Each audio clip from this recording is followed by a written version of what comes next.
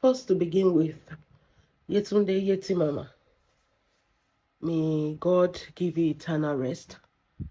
Kọ́lọ́run ọba kó dáríjì gbogbo ẹ̀ṣẹ̀, kó pa gbogbo àìṣedédé rẹ́. May you have peace, eternal peace.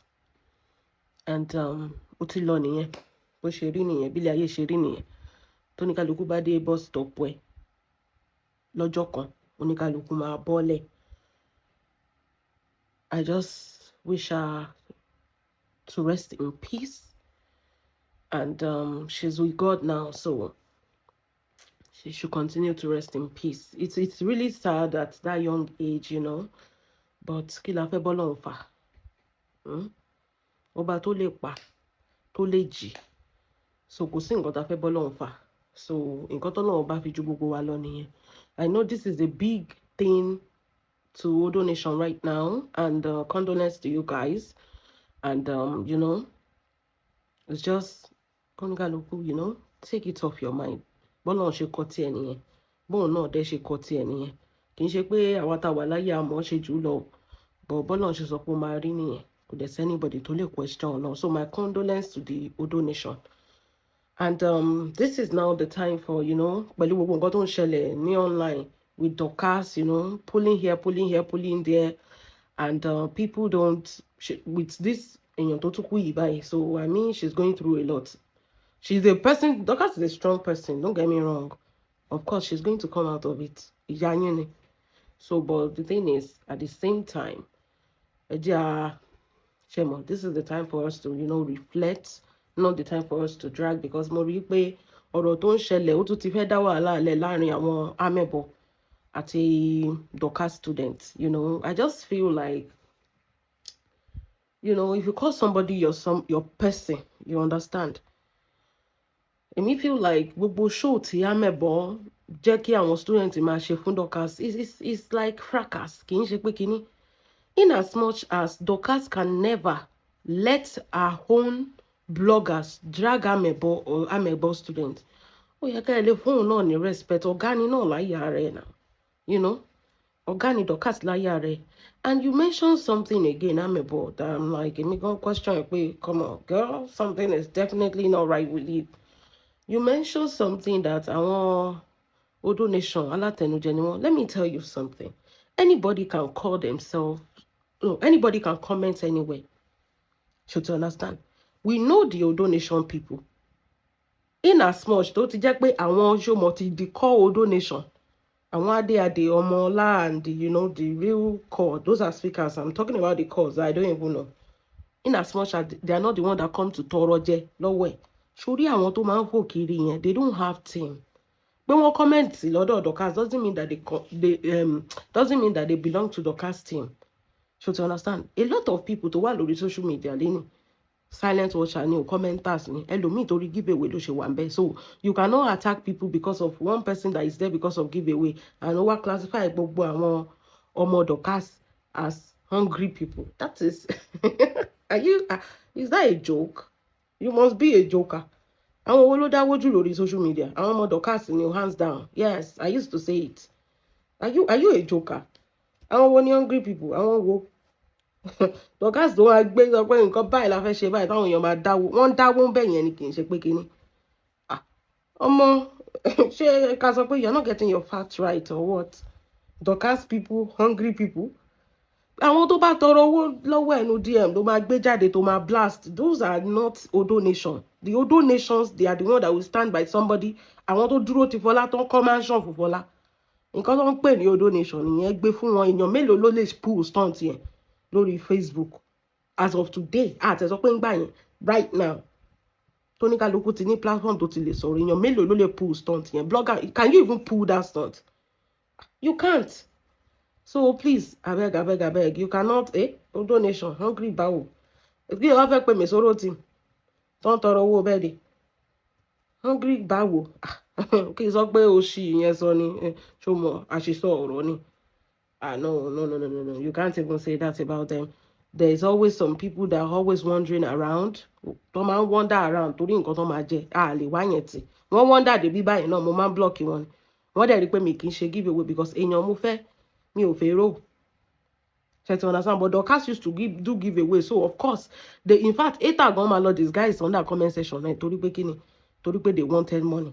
It's a common sense thing. So you cannot, because of one person is Toro Wolowo and inbox, be any jade now. Conland blast. Dorcas used to settle her people. Look at last December. She gave them chicken and she gave them money and rice, I think. And your melolo man settle her one more. I'm talking about the core donation. She used to give them something, settle them on, I want to speak at Dorcas gan lóye tó ń fún wọn. That girl is very, very generous. Kì í ṣe pé ta nìkan ló ń ṣoore sí, ó ń ṣoore dénú ilé ni. Ẹ lè réyàn tó bá sọ pé òun fi Dorcas sílẹ̀ lénìí tí ò ní nǹkan tí Dorcas ṣe nínú ayé. That is it. So kì í sọ pé, but let me tell you, only o lè sọ̀rọ̀, of course o lè sọ̀rọ̀, but you putting Dorcas down, is you and Alujo, I don't really see much difference. You understand? Èmi feel pé tó bá fẹ́ sọ̀rọ̀ Dorcas, you are talking to Dorcas as if ẹni pé you don't know her before or you hate her. Bó ṣe ń sọ̀rọ̀ nìyẹn, or you want to drag her. If you feel like there's something that you need to tell her concerning the way she's handling things, o ṣe wọnú inbox ẹ kó pé baby, this is your person. That is where I'm coming from. This is your person. Babe, àwọn wèrè tó ń fojú ẹ̀ rí kìíní, gbàgbé wọn, be careful of them. That is how to address people that is your person. Not for you to let your student, àwọn owó gan lé ní ebi náà, ṣé kì í ṣe àwọn student ẹ̀yìn, ṣá lè dúró síbi tí Dorcas ti ń bọ̀ ni. Àwọn àmẹ́bọ̀ student, àwọn yẹn kọ́ ní ebi náà, ṣá lè bọ̀ níbi tí Dorcas ti, you better, torí pé òjò ló kẹ́yẹ lẹ́gbọ̀n màjíyẹ jẹ́ kí orí oníkálukú pé àwọn wèrè tó ń sọ̀rọ̀ tó kọlà sóhun lọ ń dá àmẹ́bọ̀ yìí. A lè dá gbogbo ẹ̀rùn sí o. But èmi ò kí n, should I say I'm Odo Nation? I'm not Odo Nation. I'm just talking based on the fact that I can see. Wípé this is not the time for you to be yabbing Dorcas. That is the fact. You understand? This is not the time for you to be letting àwọn èèrà kan máa ṣẹ́gìrì sí Dorcas lára just because they call themselves. What has Dorcas done in this issue? Nothing. Nothing. She has not done anything to anybody. But people just tend to have problem with her. Why? Because they cannot manipulate her. Wọ́n fẹ́ máa gbowó lọ́wọ́ ẹni, all of them. Just because wọ́n rí pé ọmọ yẹn wà generous, ọmọ yẹn ń ṣe fún yàn. And ṣé mo problem tó máa ní pẹ̀lú poor broke people. When you stop giving them money, they feel entitled. They will now started throwing shade at you. Nǹkan tó ń ṣẹlẹ̀ nìyẹn. We all know this is what is happening. So why are you shading Dorcas? It's not weakness. Téèyàn bá wà generous, tó bá kéèyàn mọ́ra. That is it. It's not a weakness. I feel like people like that, they deserve, that just pick people up. It doesn't matter if you're broke or poor. She just feel like we're the same thing and help you out. Those are people, that the real people. Because in got Dorcas and she me ole she me ran yayin she Benny me ni she yayin she owó sọ́wọ́ mi. Picking people, broke people that doesn't have much. Èèyàn mélòó ni wọ́n ti fà lọ́wọ́ dídò látijọ́ tó ti ó bu amẹ́bọ̀. O dẹ̀ ń gba advert left, right and center. Advert mélòó ni Dorcas gbà?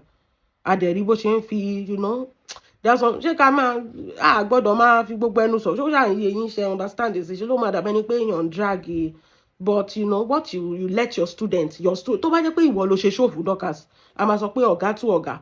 But àwọn ọmọ tó kọlà sóhun yẹn, àwọn ọmọ amẹ́bọ̀, wọ́n kọlà àti number 2 àti number 1, wọ́n kọlà sóhun ní wàdé níbi tí Dorcas ti ń bọ̀.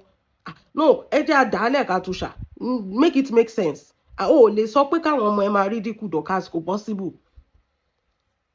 Bẹ́ẹ̀ ni náà, ẹgbẹ́ bó síbo. Àwọn ọmọ tí ò jáde rí, tọ́wọ́n ọmọ bíi tí airport wá, tó bá lọ bẹ̀ wọ́n sì yàn lọ ni. Ẹ kó làkúrò lẹ́kọ̀ọ́ ẹ̀kọ́ òkọ́ làjàre.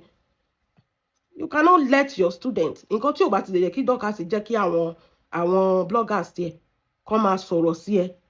You have no right to post a video that your speaker, your students, don't ṣe fún ṣọ́. Báwo ló ṣe máa gbẹnu wọn kọ́ máa, ó máa dàbẹ́ pé kọ́ máa ṣe show fún yẹ̀wé ni. Ṣé gbádùn? Doesn't make any sense now. Irú nǹkan tẹ́ni ẹ wọ́n bá send the voices here, you should know that, delete the voice. Because you know that the voice is going to cause problem. You are not the one talking, but you are letting your students. Ǹjẹ́ káwọn èèrà máa ṣẹ́gìrì sí Dorcas lára, and you expect her to be cool with that? Of course not. Even me myself, sorry, èmi ò tí rí pé Dorcas ti ẹ̀ wá. Èmi kàn sọ̀rọ̀ based on nǹkan tí mo rí ni pé what's this nonsense? Báwo làwọn senior students ṣe máa sọ̀rọ̀ sí Dorcas lórí irú eré wo là ń bára wa ṣe tó yẹn?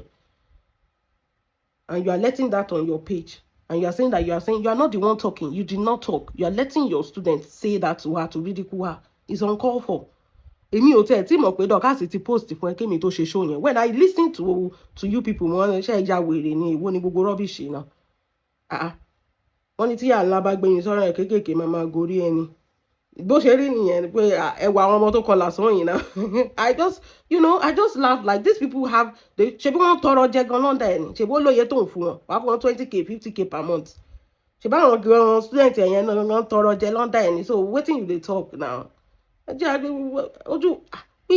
know everything. No, hope you know that we know everything as they go. 50k ló ń gbélé wọn lọ́wọ́. Ó dẹ̀ wọ́n á pè àwọn kan ní hungry people, àwọn wo. Èèyàn tó bá tọrọ owó lọ́wọ́ ẹ̀ ni kò gbé jáde. And àwọn tó ń tọrọ owó kiri lórí social media gbogbo alámọ̀ pé tí Lizzy bá ń pín owó lénìí, wọ́n máa débẹ̀. Àwọn ló dẹ̀ máa bú Lizzy bíbá ṣe wọ́n máa ń ṣe fún Yewé máa ń sọ dáadáa. Pé wọ́n máa bú òun báyìí, ibi tó ti ń bú òun máa rí comment, wọ́n dẹ̀ tóun bá tún ṣe giveaway wọ́n máa lọ. That is how those people are. So you cannot attribute those people to Dorcas. No, they run all around. They will come to you, they will go here, they will go here. Wọ́n máa bá Dorcas jẹ́, wọ́n máa gbowó lọ́wọ́ ẹ̀, wọ́n máa bàwọ́ jẹ́, wọ́n máa gbowó lọ́wọ́ ẹ̀. Bó ṣe ń ṣe nìyẹn lórí Facebook. You know this thing. So why are you calling Dorcas people hungry people? Àwọn kan wà tó jẹ́ pé they are just there for giveaway. They are watching us because ọjọ́ tá bá sọ pé giveaway wow.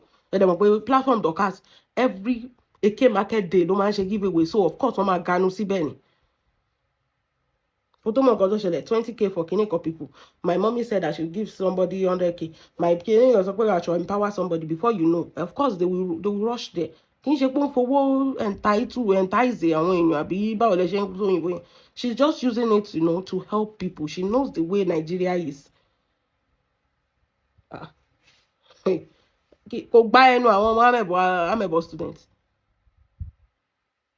Àwọn tó lè sòyìnbó tààrà tá bá dà lẹ́ka tó ẹ̀ṣẹ̀ lajú ni.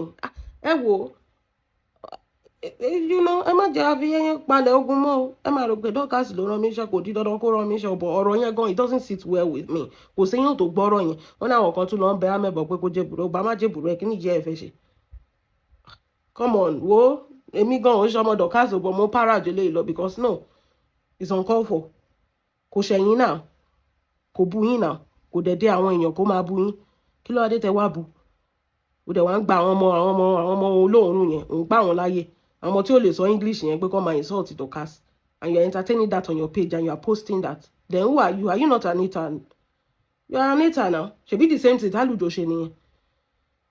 You are doing the same thing. Then sọ pé kí Dorcas máa ṣọ́ra. Is that the way to talk to her? Ọ̀gá rẹ̀ ní bó ṣe wà yẹn, ọ̀gá odó ni. So you cannot say you want to come for her. Kì í ṣe pé student àbí kinní kan àbí blogger, ọ̀gá rẹ̀ ni. Ẹwọ́ ẹ jẹ́ kó rí pé o, eyín tájá fi ń bọ́ ọmọ ìṣeré ló fi ń gé jẹ o.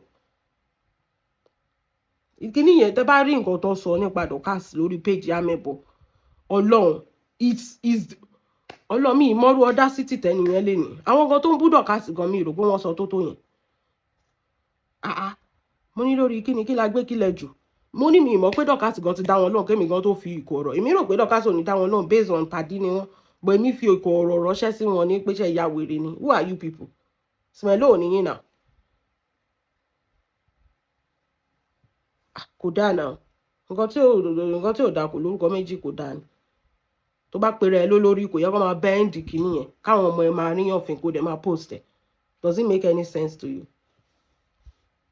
Mo sọ kò dẹ̀ síbi tíjà ò ti lè ṣẹlẹ̀. Nǹkan tí ò yé yín nìyẹn. Àtàmẹ̀bọ̀ àtàwọn student ọjọ́ tí trailer bá máa gbà á ní yín kọjá báyìí ẹ máa ṣẹ̀ sí ara yín lónìí ìta ni. Kò sí gbé kìíní, kò síbi tíjà ò kì í ti ń ṣẹlẹ̀.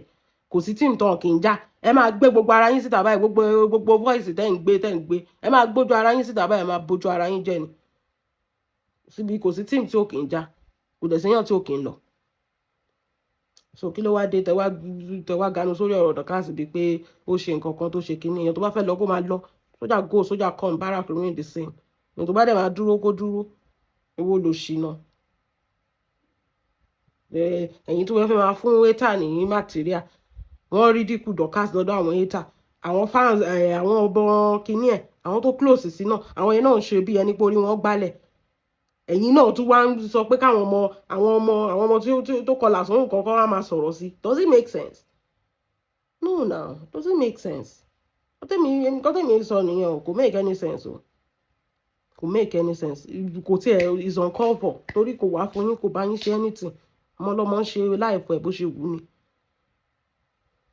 Ọlọ́run bẹ̀yìn, ta ló ráyè tí yín. Nǹkan tí Dorcas ń pull lórí platform, amẹ̀bọ̀ ò lè tẹ́rì sí.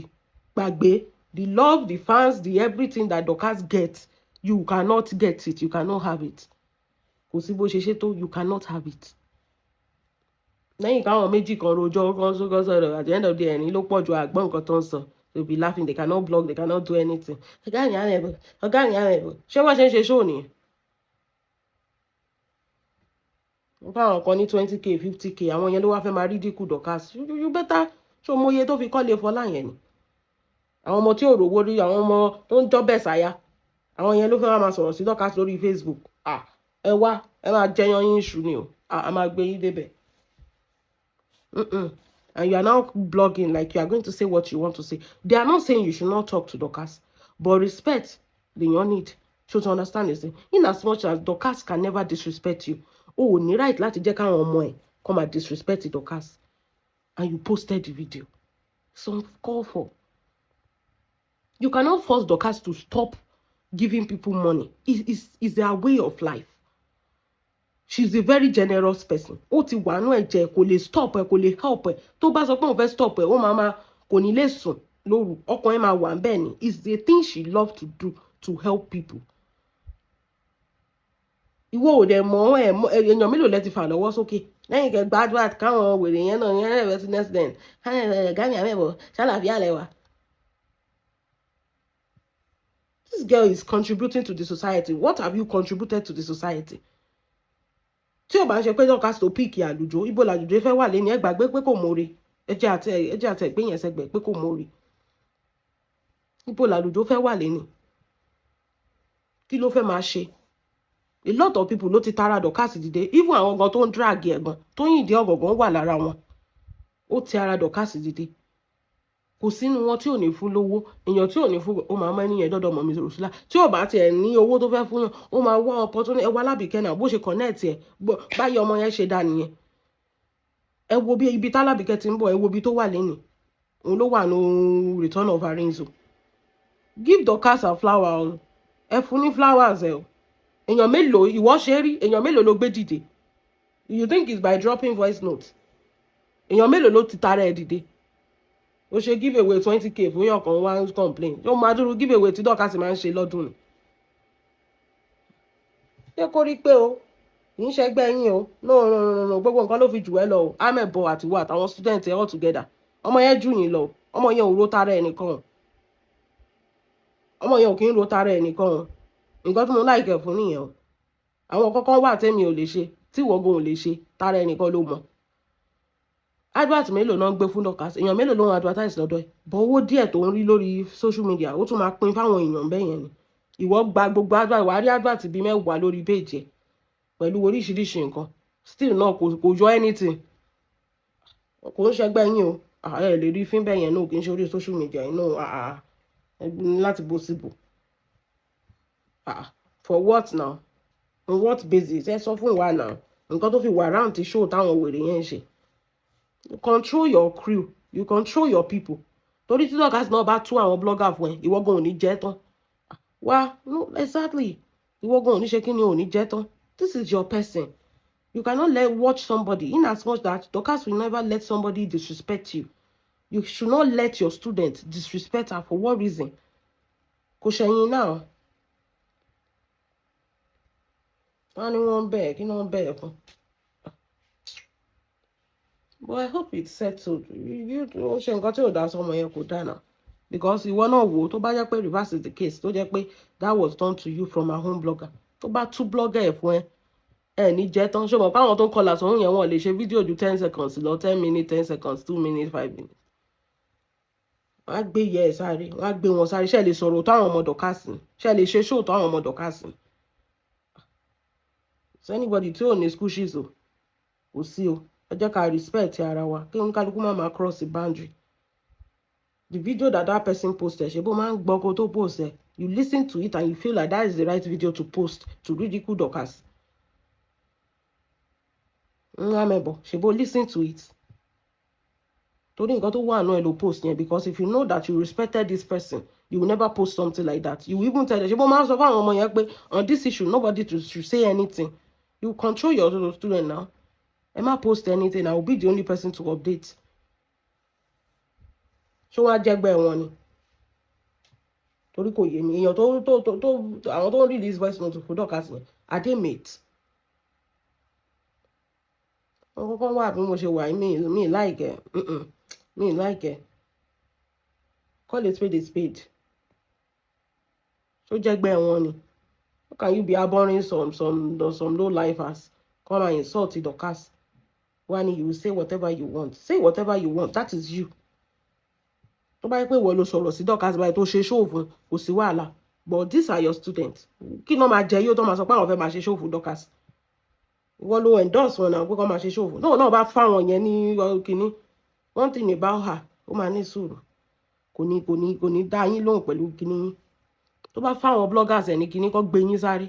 Wàá rí pé gbogbo àwọn tó kọlà sọ́wọ́n ohun wọn máa gbọ̀n ni. Ẹ ṣe èrè ni. Ẹ ṣe èrè papọ̀ ni. Ó máa ga ọ. Kò make sense o. But this is not me supporting Dorcas. Nǹkan tí ò dá kò lórúkọ méjì kò dá. That thing is just nonsense to me. Kí ló dàbẹ̀ ní pẹ́ tí fúnbọ́ náà láti attack ẹ̀ tẹ́lẹ̀? Bó ṣe rí lójú mi ni. Ọmọ yẹn á tún wò pé kí ni mo tún ṣe fáwọn ọmọ student Amebo. All for no reason. Á tún wò pé kí ni mo tún ṣe fáwọn student Amebo. Ẹ wo bó ṣe ń insult mi. Àwọn ọmọ Amebo, àwọn tó ń tẹ̀lé wọn kí náà tọrọ owó lọ́dọ̀ Dorcas. Ṣé wọn kì í tọrọ owó lọ́dọ̀ ẹ̀? Ìwọ ṣe giveaway. Dorcas kan ló ń ṣe giveaway. Àwọn ọmọ ẹ̀rọ àwọn student àtàwọn senior student top 1 top 10 wọ́n ń tọrọ wọ́n wà ń bẹ̀ ṣe bí àwọn ọmọ wọn. Wọ́n máa gbá àkáǹtì wọn síbẹ̀, gborúkọ wọn síbẹ̀, wọ́n máa gbowó. Ó sì lọ jàre. Wọ́n bá àwọn kan hungry people, àwọn wo ni hungry people. Tó bá rẹ̀ sílẹ̀ gan-an á dáwó fún ẹ lọ́dọ̀ Dorcas.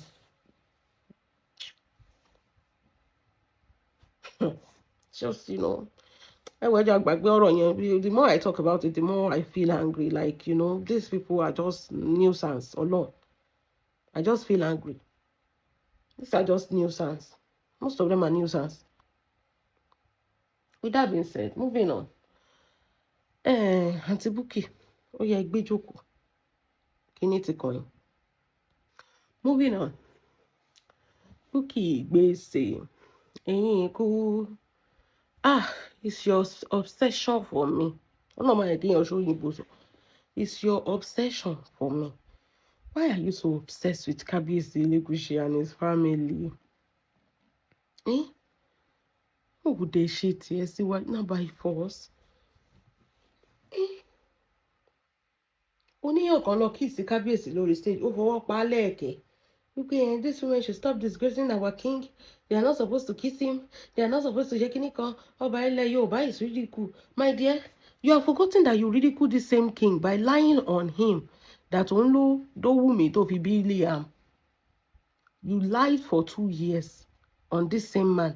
That also pé èèyàn kan lọ peck. Èèyàn tó peck Kabiyesi. That girl looks small.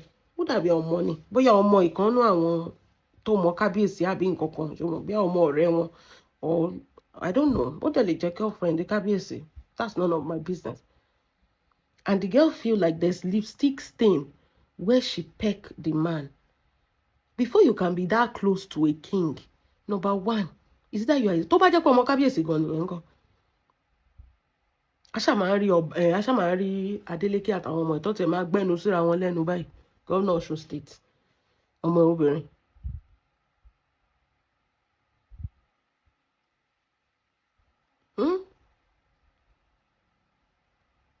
Doesn't make any sense. He wanted to drag him in for like ages. Now they peck the man. Ṣé o fẹ́ dáyàwó ni? Ṣé gbogbo wọn ló tiẹ̀ ti wá ya wèrè ni? Awo ò tiẹ̀ rí fídíò òun because mi rí ìwọ náà ló gbé wá. Ibo ló ti máa ṣe òun ṣọ́ àwọn pípọ̀ wọ̀nyí gan o. Àìníṣẹ́ lélẹ́yìí o Bukky. Ọ̀rọ̀ ọba ọlọ́ba ó gánú sí ní àtọ́jọ́ tó ó ti rí yẹmi ń sìn. Ṣé mo pé bí Mèsòrò ṣe bẹ̀rẹ̀ lélẹ́yìí kó tó di pé I fought for the king. Bukky náà ti bẹ̀rẹ̀ báyìí o. Ṣé dandan ní kẹ́ ẹ dolórí ẹ̀ dẹ̀ fi ilé ọba lẹ̀ torí Ọlọ́run. Na by force. Bukky wọn ti ẹ̀ lè fẹ́ kí wọ́n fẹ́ fi ẹ ṣe. Ó rí bó ṣe rí ni. Ẹ̀ dẹ̀ fi kábíyèsí ilẹ̀. Wọ́n disgrace gbogbo ọba ilẹ̀ Yorùbá. Wọ́n disgrace. Ìgbà tí wọ́n gbé tó gbà bí iṣẹ́ tó ń gbowó tó ṣí gbogbo social media page láti drag the same kábíyèsí ayé ò parẹ́ o for 2 years kò sí irọ́ tó pa tán fún kò sí bó ṣe wọ́ máa yẹn ìwọ tó dìídì wọ́ the same person I mean ṣé o máa ní selective amnesia ni because I don't understand how is somebody pecking somebody a disgrace I have never heard this phrase before in my life Bukky ó ti pẹ́ tó o ti gboko o ara nǹkan tó fi tára fi ń kan ènìyàn mo ní ẹgbẹ́ òbò yín lẹ̀ ẹ jẹ́ kan dó dáadáa. Somebody pecking somebody before a woman can peck a man they are very close ó lè jẹ́ ọmọ ẹ̀ ó lè jẹ́ pé ọmọ ọ̀rẹ́ ẹ̀ ó dẹ̀ lè jẹ́ pé ìyàwó kékeré àbí girlfriend ẹ̀.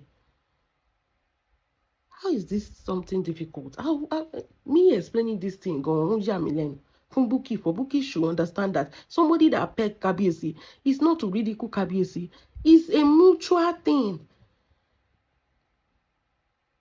Here you are fighting that they peck Kabiyesi mi really ẹgbà mí ẹ̀yẹ́ yàn. Ìwọ tó sọ pé máa yẹn is a nonsense man kò lè ṣe kíní kan kó máa sí nǹkan tó sọ tó bú gbogbo ìyàwó tó wà nílé ló bú Shekinat ẹ wo bọ́ọ̀rùn ẹ̀ ṣe rí kò ṣe kíní kan kò ń bọ́kọ̀ ẹ̀ sọ̀rọ̀ tí máa yẹn tún ṣàwẹ́ ní lẹ́tà tó insult tí máa yẹn wípé àwọn political king àwọn kíní kan king àwọn tí ò lè ṣe kíní kan àwọn olúbalẹ̀ Yorùbá jẹ́ nísìn wọ́n pẹ̀ kí máa yẹn ó tún bínú Bukky ò dẹ̀ fi Elegushi sílẹ̀ jọ̀ọ́ náà ló dáa jọ̀ọ́ kò lè fẹ́ ẹ̀. Surely obsession. Number one, obsession is when you first hate that person. Kì í ṣe bó ṣe o. But it's obvious now that bí ẹ fẹ́ dó máa yẹn ni. Kò tiẹ̀ lè gba pátán díẹ̀. Wo àwọn ìyàwó máa yẹn. Wo àwọn tí máa yẹn ń tẹ̀lé. O ní standard o ní level. Ìwọ tó yẹ pé maternity gown ló ń wọ̀ káàkiri. Amúra amáròde. O lè fi Elegushi sílẹ̀. Ọjọ́ wo ló jáde kò tí ẹ̀ yé wa nǹkan tó ń ṣe o bú máyìn for 2 years ó insult ó parọ́ mọ́ ó jáde ó ní o máa bẹ̀bẹ̀ padà torí pé o fẹ́ lọ Nàìjíríà nísìnyí o tún kanra pé wọ́n pẹ̀kì máa ẹlẹ́nu sọ pé ó rò òun ni. Okay, what is a man chick for if not for pecking? Bóyá máa yẹn bóyá ó san school fees ọmọ yẹn ká ti ẹ̀ gbà pé bí ó san school fees ọmọ yẹn he deserve all the pecking in this life. Bóyá ó gbé ọmọ yẹn débẹ̀ ó ra mọ́tò fún he deserve all the pecking in this life. Bóyá ó dẹ̀ tẹ̀ ẹ́ kan dòdòdò tó tẹ̀ ẹ́ kan lẹ̀ he deserve all the pecking in this life. Why are you angry pé wọ́n peck Elegushi na your husband?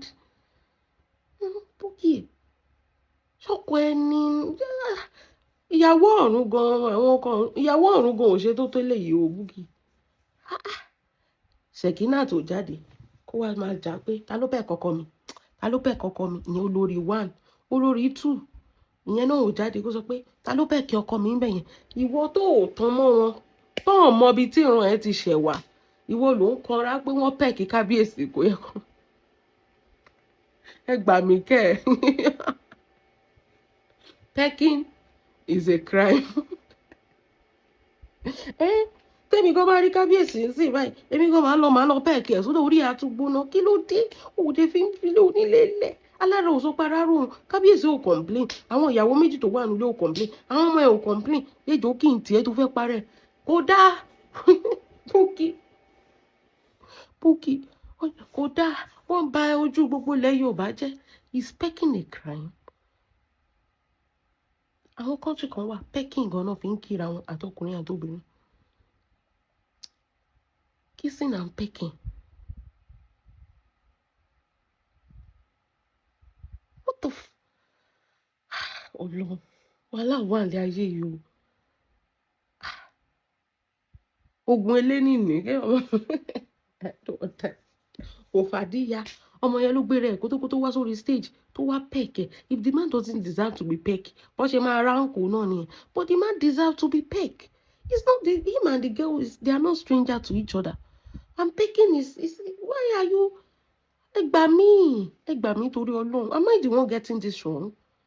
How is pecking a disgrace? Pecking is a way to show love and affection. You understand? Ṣé yẹn ò lọ school rárá ni? Love and affection. You peg somebody you are in love with, or somebody you are friends with, or somebody you understand, or somebody that ìmọ̀ mo ṣe lè sọ tó ṣe nǹkan tó tínú ẹ dùn sí. Tó bá rí ọ̀rẹ́ ẹ ṣe nǹkan kan fún ẹ tínú ẹ dùn sí, ọ̀rẹ́ obìnrin ó lè dì mọ́ báyìí kó bẹ̀rẹ̀ sí ń kiss ẹ, kó bẹ̀rẹ̀ sí ń peck ẹ. It's a way to show affection. Ṣé àwọn ọba tó kì í ṣẹ̀jẹ̀ ló ràn, kì í ṣèyàn ni wọ́n, ṣìgìdì ni wọ́n, àbẹ́ẹ̀rẹ̀ ni wọ́n, tán lè peck ẹ̀kẹ́ wọn. Kí ló wà lẹ́ẹ̀kẹ́ wọn? The man has been good to the lady, and the lady peck him, and the lady now realized that her lipstick stained his face, and she rubbed it off. Bukky, please, you need love in your life. The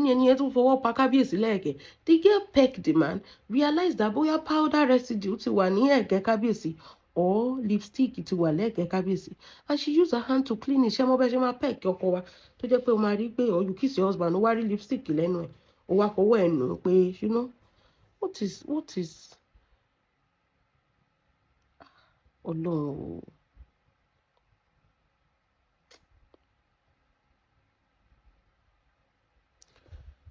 Kò má dá, Ọlọ́run mi kò má dá. Kò dá báyìí, Ọlọ́run jọ̀ọ́. Bá Bukky wá oko ló ń ní aditop loneliness ti fẹ́ pa ọmọbìnrin yìí. She doesn't understand affection. Ṣé bá ṣe máa wo Bukky lélẹ̀? Ẹ jọ̀ọ́ ẹ bá mi hire portable. Ẹ bá mi kó tiẹ̀ lọ jẹṣẹ́ Bukky lẹ́ẹ̀kan, because I imagine ẹ ló jẹ́ pé ṣé o ti pẹ́ náà, ó ti pẹ́ náà wọ́n ti jìn ẹ́ ọpẹ́lọpẹ́ dídò kì í peck èèyàn. Àwọn kan wà tó jẹ́ pé they are living life, they have partners, they have relationship, they are married, so they understand.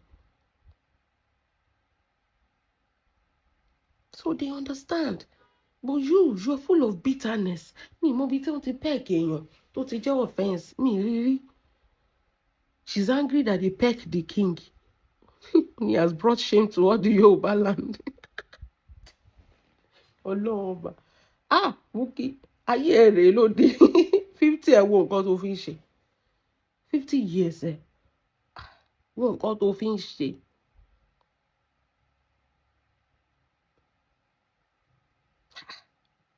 Is it me? Ẹ jọ̀ọ́ ṣé mi ni? When is pecking somebody a crime? It's a person. His daughter can peck him. His wife can peck him. It's a pecking. And that pecking is like she's trying to take a picture with that king. You understand? And she came through the back. You can see that after she cleaned the face, the king, she was leaving and they had a little conversation. I watched the video. I watched the countenance. The man is happy to be there. The girl is happy to be there to even take a picture with that king. And you are hungry. What do you want? Because I don't. Kí ló dé tó jẹ́ pé àwọn bloggers wa ilé ọba ọ̀rọ̀ ọba ló máa ń dá wàhálà lẹ̀ sínú ayé wọn. Kémi gan lọ wọ́ ọba kan, ọba wo ni kí n mú un sìn? Kémi náà wọ́ ọba kan báyìí kí bẹ̀rẹ̀ sí ń drag ọba wo ni kí n mú, ẹjọ́ ẹ ṣàánú mi. Èmi gan fẹ́ because kò yé mi. Bukky is obsessed with Elegushi. Kò ṣú Bukky máa wí, kò tọ̀ Bukky máa wí. Mesuru is obsessed with Ọọ̀ni. Òun ni mo sọ pé ọba wo ni kí n mú sìn? Àbí kí n mú Tàwùjá, wọn tí jẹ Tàwùjá lẹ̀ ìgbà tí yóò ní boko ọ̀run lọ sọ́run. Because I don't understand. These people, Facebook, èèyàn tí ò rí justice lórí ọ̀rọ̀ Mohbad tó náwó jẹ kò lè bá wa rí ikú tó pa Mohbad o. Òun ló rí èèyàn tó ń peck lórí stage. It's wrong. Tó bá yẹ pé kábíyèsí àti gẹ̀yẹ̀ ń fẹ́ràn kan, how is it wrong? Is it not his wife? Allegedly mo kàn sọ ni. Tó bá yẹ pé ọmọ kábíyèsí náà ni, is it not his daughter? North Korea president mo rí ibi tó ti ń kìsì ọmọ ẹ̀ tọ́mọ ẹ̀ ń kìsì ẹ̀ lẹ́ẹ̀kẹ́ bó ṣe ní wèrè lórí tó ní squishes tó ẹjọ́ kí ni gbà mí, what is the barbara? Gbà mí kẹ́ ẹ.